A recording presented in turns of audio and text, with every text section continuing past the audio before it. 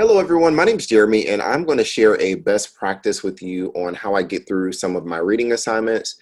I am in the Master of Science in Industrial Organizational Psychology program for Bellevue University, and it is very reading intense. And in fact, I would probably say 10 to about 10 hours is dedicated to reading of some sort.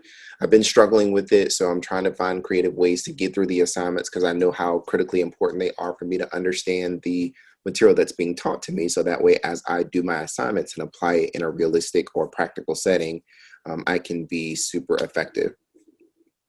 So with that being said, I'm going to demonstrate the best practice.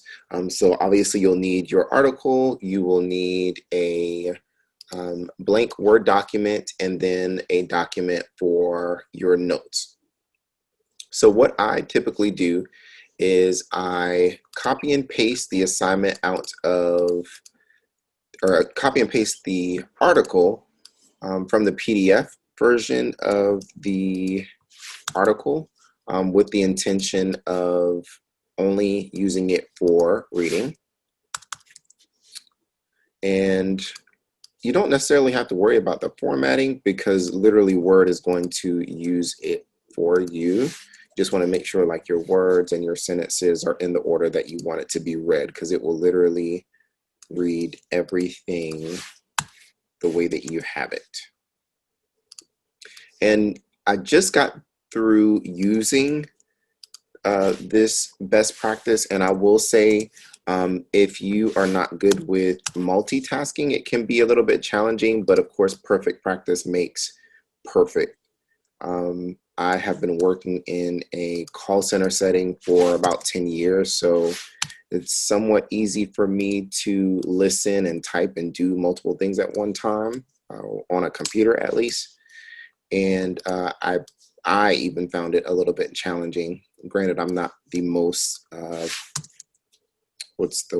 not the most accurate typer, as I type fast, but the words that I type are often misspelled, and I sometimes have to go back and forth with correcting them, but it still gets the job done. So this seems like a lot that I'm copying and pasting, but consider reading it as well. So again, this will help me get through the reading assignments as best as I possibly can. Now, this is actually a very long document, so typically speaking, I would probably glance through the document to understand kind of the most important parts, and then I would go through this. But just for the sake of showing you how to do it, I just wanted to make sure that I did it all the way through. And I, of course, won't be recording the entire thing because that would take forever, but just a few minutes of showing you how it works and how to set you up for success.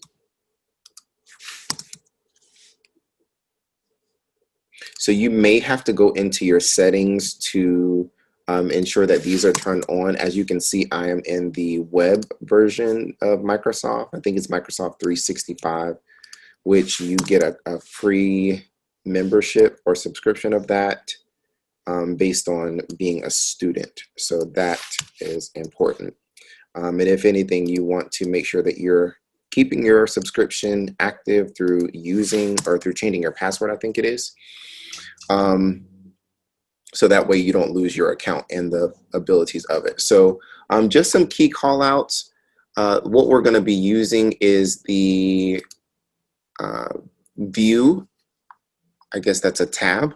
And then we're going to go into immersive reading. And then basically we're going to hit play, and it will literally start reading. Bad behavior in organizations, a review and typology for future research. Now, for those of you that wanted to talk faster, of course you go all the way up here, which it may be difficult for you to listen and type at the same time if you're trying to process what they're saying at such a fast speed, or you can go really slow. I leave mine on 1. Again, that's based on my typing skills. And then you can go male or female. If you don't understand what a word is, I want to say that it does give you, yep, it gives you definitions based on you double clicking. What else? Let me go back. Another thing that I want to teach you is that you can also do dictation. So say, for example, if you just have random thoughts of what you want to talk about in a paper, you can go to, what is it, home and dictation, and then do it that way. I'll give you an example. Click on dictation, dictate, and then allow. This is a test to see how dictation works.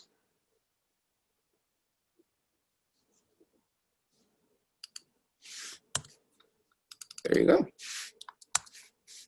Oh. Now I just got to figure out how to stop it. Oh, it's down here. That's why. Cool. So yeah, so those are some quick things. So just to kind of give you an idea of what I do.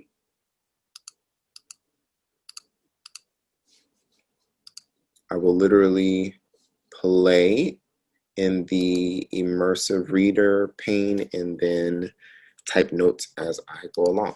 So I'm going to do this and we'll close out.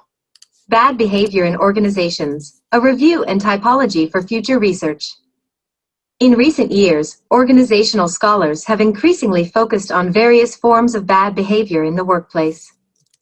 Notable examples of these behaviors include deviance, aggression, antisocial behavior, and violence.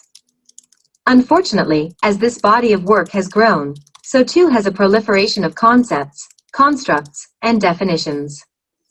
This article reviews the literature regarding the general set of concepts and constructs relating to bad behavior in organizations. The authors identify both areas of uniqueness as well as areas of overlap among these various concepts, and constructs. They also propose a typology to guide future theory development and empirical research. During the past decade, a body of literature has emerged that portrays a variety of different forms of bad behavior in organizations. At this point, we use the term bad behavior to refer to any form of intentional, as opposed to accidental, behavior that is potentially injurious to the organization and/or to individuals within the organization. Another viewpoint would be to characterize so-called bad behavior as behavior that the organization, given control, would prefer not to have exhibited by its employees. Examples of such behaviors range from physical violence to sabotage, and theft to verbal abuse to counterproductive political activity. C.F. Griffin and O'Leary Kelly, 2004. Unfortunately, as this body of work has emerged, so too has a proliferation of concepts, constructs, and definitions. It might even be argued that abuse to counterproductive political activity. C.F. Griffin, such behaviors range from physical violence to sabotage, and theft to verbal abuse. And then I'll stop from there. So basically, what I was doing is, like, say, for example, I was going back to check some of my spelling in the article or the notes that I was creating. I just clicked back further into the immersive reader section, or just further back into what's already been read, and was able to get it to start over. So you can always pause and play it back and forth. And as you see, I am, even though it's playing in this browser, I can still type in the other browser. So that's a quick demonstration of how to allow Word to read your assignments to you. So that way you can type notes at the same time. Again, I'm a hands-on kinesthetic learner. If I wasn't taking notes, I probably would either be up moving and listening, or fidgeting, or doing something that involves movement. So that way I soak in the material.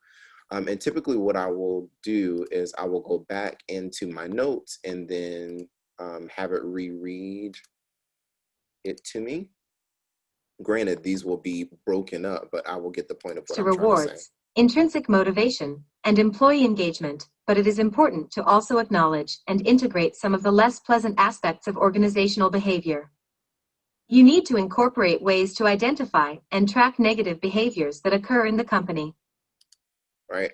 So that basically gives me an idea of what I will be talking about based on the summary that was given in class. So I hope that this helps you, and best of luck. Have a great day.